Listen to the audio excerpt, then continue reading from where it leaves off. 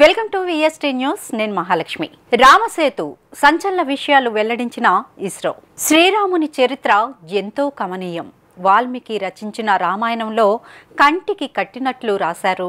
ఆయనను ఆ చరిత్రలో దాగి ఉన్న విషయాలను తెలుసుకునే ప్రయత్నం ఎందరో పండిత పామరులు, ఆచార్యులు, శాస్త్రజ్ఞులు ఎన్నో పరిశోధనలు చేసి ఎన్నో కొత్త విషయాలను వెలికితీసే సందర్భాలు చాలానే ఉన్నాయి.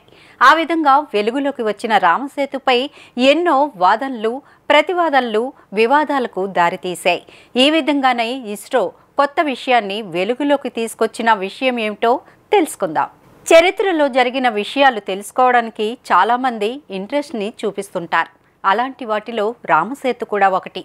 త్రేతాయుగంలో సీతాదేవిని లంకాధిపతి రావణాసురుడు అపహరించి శ్రీలంకలో ఆమెను నిర్బంధించాడనే విషయం తెలిసిందే. తన సతీమణి ఆచూకీ కనిపెట్టడానికి బయలుదేరిన శ్రీరాముడు ఆమె శ్రీలంకలో ఉందని తెలుసుకున్నాడు. శ్రీలంకకు వెళ్ళడానికి తమిళనాడులోని రామేశ్వరం సమీపంలోని ధనుష్కోటి నుంచి శ్రీలంకలోని తలైమన్నార్ వరకు దాదాపు 29 కిలోమీటర్ల దూరం వారధిని నిర్మించాడు. అదే ఆ తర్వాత రామసేతుగా పిలువబడుతోంది. ఇప్పటికీ దాన్ని చూడొచ్చు. అయితే అది మానవ నిర్మితం కాదని, సహజ సిద్ధంగా ఏర్పడిందని ఇన్నాళ్లు పలువురు శాస్త్రవేత్తలు, హేతువాదులు చెబుతూ వచ్చారు. అసలు రామసేతు అనేదే లేదని వాదించిన వారు కూడా ఉన్నారు. ఈ నేపథ్యంలో రామసేతు ఉందని వెల్లడైంది. ఈ మేరకు భారత అంతరిక్ష పరిశోధన సంస్థ ఇస్రో శాస్త్రవేత్తలు అమెరికాకు చెందిన ISAT-2 ఉపగ్రహం సాయంతో ఈ విషయాన్ని తేల్చారు. ఇస్రో శాస్త్రవేత్తలు అమెరికా శాటిలైట్ను ఉపయోగించి రామసేతుకు చెందిన సమగ్ర మ్యాప్ను రూపొందించారు.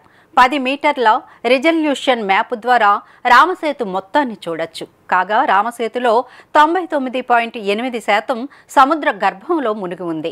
నాడు సముద్ర గర్భానికి 8 మీటర్ల ఎత్తులో వానర సైన్యంతో కలిసి శ్రీరాముడు రామసేతును నిర్మించాడు.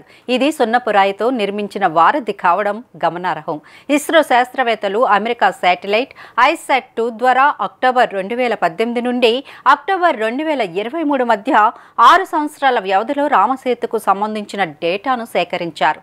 29 కిలోమీటర్ల పొడవు, సముద్ర గర్భం నుండి 8 మీటర్ల ఎత్తులో ఉన్న సముద్ర గర్భ మ్యాప్లలో ఇది మొదటిది.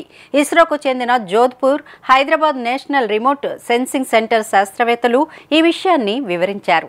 నాసా ఉపగ్రహాన్ని ఉపయోగించి నీటి లోపలకు ఫోటాన్లను ఉపయోగించి రామసేతు గురించి క్లిష్టమైన వివరాలు సేకరించామని తెలిపారు. భారత్లోని ధనుష్కోడి, తలైమన్నార్ ప్రాంతంలో నీటి లోతు చాలా తక్కువగా ఉంది. అందుకే రామసేతు నిర్మాణానికి ఈ ప్రాంతాన్ని నాడు ఉపయోగించుకున్నారు. గతంలో పరిశోధన చేపట్టినప్పుడు వారధి పై భాగాలకే పరిమితమయ్యారు. ఈసారి సముద్ర గర్భంలో వారధి మూలాల వరకు వెళ్లారు. లేజర్ కిరణాలను వారధి మూలాల వరకు పంపారు. నాసా శాటిలైట్ చిత్రాల ప్రకారం వారధి 99.8% సముద్రంలో మునిగిపోయి ఉంది.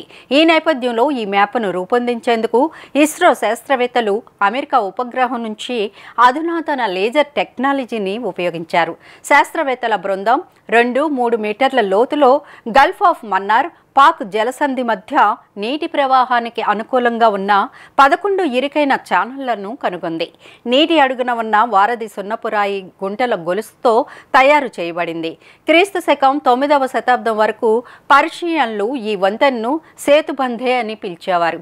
కవి వాల్మీకి వ్రాసిన రామాయణం ప్రకారం శ్రీరాముడు వానర సైన్యంతో ఈ వంతెనని నిర్మించారని, ఈ వారధిని పలు రకాల చెట్ల కాండలతోనూ రాళ్లతోనూ నిర్మించారని చెబుతుంటారు. ఆ విధంగా వానరుల సహాయంతో లంకకు వారధిని నిర్మించడం, రావణుని సంహరించడం జరిగింది. కనుకే రాముడే ఈ వారధిని నిర్మించాడని, అందుకే దీనిని రామసేతు అంటారని హిందువుల నమ్మకం.